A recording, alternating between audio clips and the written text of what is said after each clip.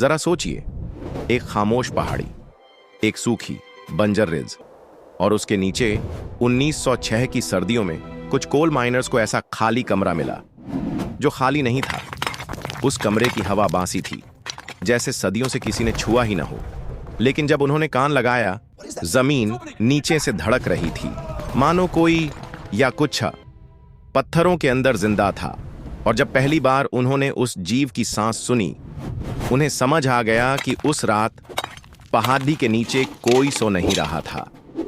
ये कहानी सिर्फ खोदे हुए कोयले की नहीं है, ये कहानी है उन चीजों की जिन्हें कभी देखने के लिए इंसान बना ही नहीं था। 1906 में नेवाड़ा हिल्स के नीचे जो मिला, वो सिर्फ एक चैम्बर नहीं था, वो एक वार्निंग था।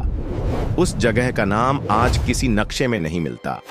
रेल अस्पर के पास बसा एक छोटा सा खनन कैंप, एक पंक्ति तिरछे टेंटों की, 2 धुंधले लैंप पोस्ट और एक ठंडी हवा जो रात में सबके रोंगटे खड्डे कर देती थी। इसे कहते थे ड्राई कैंप नंबर 3।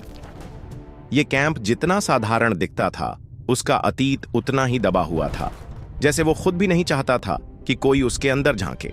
उस क्रू में थे 7 आदमी।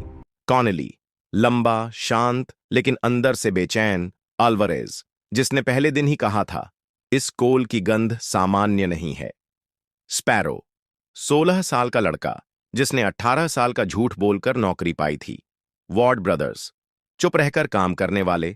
और मैं उस समय बस स्टेडी विंटर पे खोज रहा था।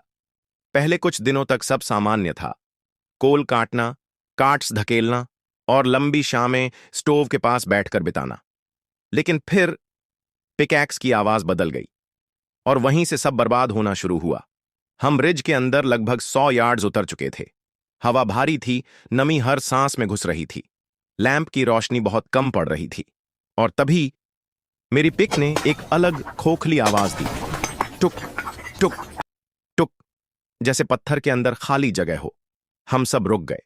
कोल की परत टूटी और उसके पीछे एक काली, शांत, स्थिर हवा निकली, ऐसी हवा जो सेंचुरीज से बंद कमरे में कैद हो। हमने ओपनिंग बढ़ाई और अंधेरे के अंदर पहला कदम रखा। अंदर एक ऐसा कमरा था जो कोल सीम से बिल्कुल अलग था। पकी हुई सूखी मिट्टी का फर्श, दीवारें हल्की गोलाई लिए हुए, और बीच में एक पेल स्टोन पिलर। उस पिलर पर अजीब सी लकीरें थीं। न वो लिखावट थी, न रैंडम स्क्रैचेस। वो पैटर्न्स थे, सुनियोजित, सटीक, लगातार दोहराए गए। और जैसे जैसे हमने उन्हें छुआ, हवा गर्म होने लगी। कॉनेली ने पिलर के पास जमीन से कुछ उठाया, एक पतली सफेद पट्टी, न लकड़ी, न कपड़ा, न पत्थर। जब उसने उसे मोड़ा, वो छटके बिना मुड़ गई। उसके नीचे छोटे छोटे स्केल्स जैसी लकीरें थीं। अल्वारेज बस एक शब्द बोला, स्किन। उस पल कमरे की हवा भारी हो गई, जैसे कोई हमारी हर हरकत सुन रहा हो। हमने आगे बढ़ने का फैसला किया।